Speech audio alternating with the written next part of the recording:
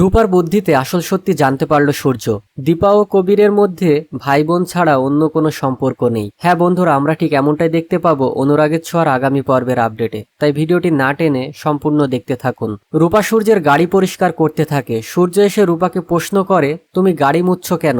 রূপা বলে, গাড়িতে কত ধুলা বলো তো, এর জন্য হিংসুকুটি হাঁচি দিচ্ছিল। সূর্য রূপাকে বলে, তুমি সোনাকে নিয়ে এত ভাবো?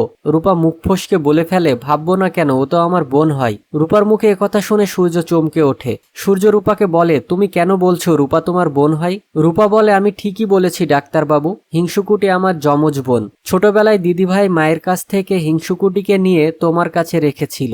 মা পরে একথা জানতে পারলে ভাবে যে তুমি হয়তো রূপার মতো হিংসুকুটিকেও মেনে নিবে না, তাই কেউই তোমাকে আসল সত্যিটা জানায়নি। তুমি না মানা অবধি আমি তোমাকে কখনোই বাবা বলে ডাকবো না, কিন্তু হিংসুকুটিকে তাড়িয়ে দিও না প্লিজ। রূপার মুখে সব সত্যি জানতে পেরে প্রচন্ড আকারে রেগে যায় সূর্য। সূর্য রূপাকে ধমক দিয়ে বলে, তুমি মিথ্যা জানো, আমি তোমাদের কারোরই বাবা নই, কবির বাবু তোমাদের আসল বাবা। রূপা বলে, ডাক্তারবাবু আপনি ভুল জানেন, কবির বাবু আমার মামু হয়, আর আমার মায়ের সাথে কবির মামুর ভাই বোনের সম্পর্ক।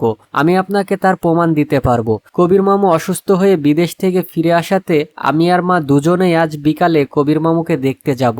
আমি ফোন দিলে আপনি সেখানে আসলে সব সত্যি জানতে পারবেন। রূপার প্ল্যান মতো সূর্য কবিরের বাড়িতে হাজির হয়। আড়াল থেকে কবির ও দীপার সব কথা শুনতে থাকে। দীপা কবিরকে বলে, দাদা তোমার আর আমার মধ্যে হয়তো রক্তের সম্পর্ক নেই, তাই বলে তুমি তোমার এই বোনটাকে একবারও ফোন করে বলবে না তুমি এত অসুস্থ?